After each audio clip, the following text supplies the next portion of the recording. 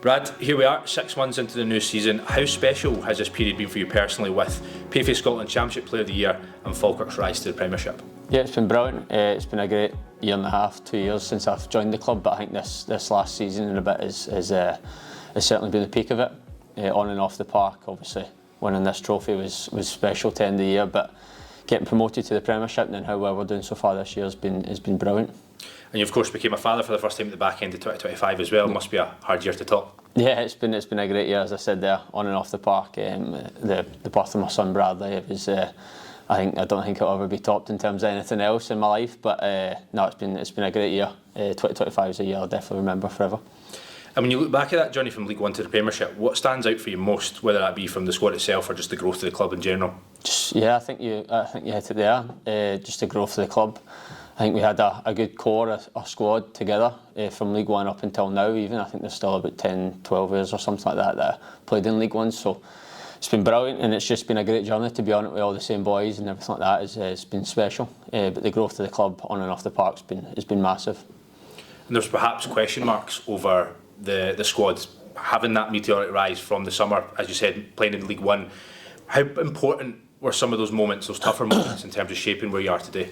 Yeah, I think the back end of the last year in the Championship, when we had a wee rough patch and people were kind of doubting if we were going to do it, and obviously we ended up getting over the line. I think a lot of people kind of question our mentality, and obviously to do it, and then coming to this year, even at the start of the year, people were saying I think we might need to change the squad and add a lot of players, and they've done well for us, but it's time maybe to move some on. But people have stayed, and people have done well in the Premiership so far. So we've got a good start, but it's only end of January. We just need to keep going, and hopefully we end up in a good position come the end of May. And what have you enjoyed most about jumping up to the Premiership? It's playing in the bigger stadiums, I would say. Playing against the best teams, best players, best stadiums. I think you've seen it there against Hearts in the Scottish Cup away to Tynecastle. It's absolutely bouncing, and I think that's been the best atmosphere I've played in this year so far. So yeah, just playing in that week in, week out, and fighting to hopefully try and get in this top 6. And has there been any sort of adjustment or learning curve that you've maybe experienced over the last 6 months or so?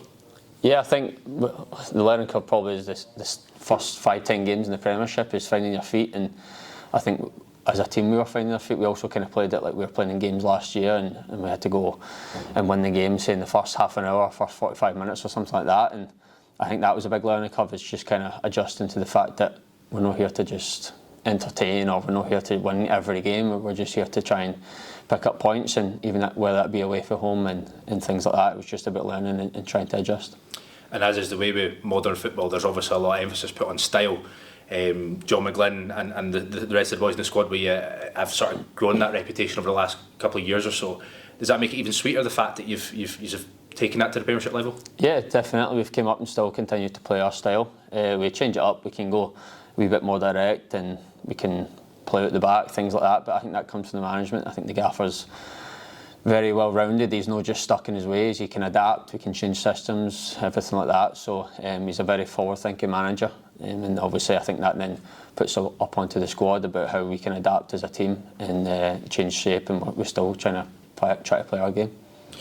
And how has your role evolved at the club as the club have progressed since that time in League One? Yeah, I came in as a player, obviously just part of the squad, maybe a more senior player coming down from the Championship to League One, and then obviously with being vice captain to Colin now, it's more I'd say a leadership type role, and it's just kind of been a role that I've enjoyed. I've always kind of felt like within the squad we had a lot of, in terms of captains, that didn't have the armband, but to obviously lead the team at times in certain stadiums has been a real pleasure and honour.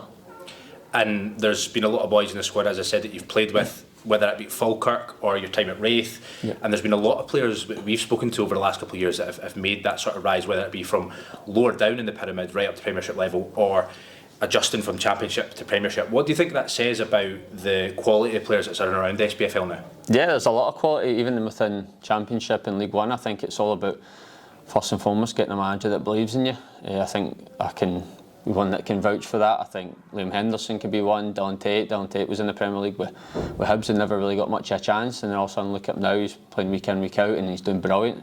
Same with Big Hendo, and it's a testament to the gaffer. He's got a good eye for players, and it's just about trust and belief in each other, and I think that's what we've got in abundance in here. Is there anything over the last couple of seasons that's maybe taught you a wee bit about yourself? Yeah, just going to different stadiums, having belief in myself. I think maybe when I first came back from America back to Scotland, I was a wee bit timid, and I was probably say 22, 23 maybe at the time, but I was young in terms of footballing years. So I think, yeah, I've grown a lot on and off the park.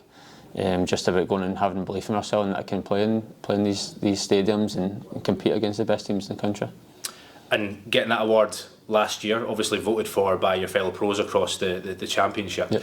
Does that give you a lot of confidence going into this season? Yeah, I think that those are the ones you kind of want to win. The ones when your people are obviously voting for you, but you're playing against them week in, week out, or it's whether it's your teammates that vote for you. I think those are always the best awards to get, because it's people you're playing against. And it was a real honour. As I said, it was the best end to a great year. Obviously, after winning the championship and then winning the Player of the Year for the league, it was a brilliant year.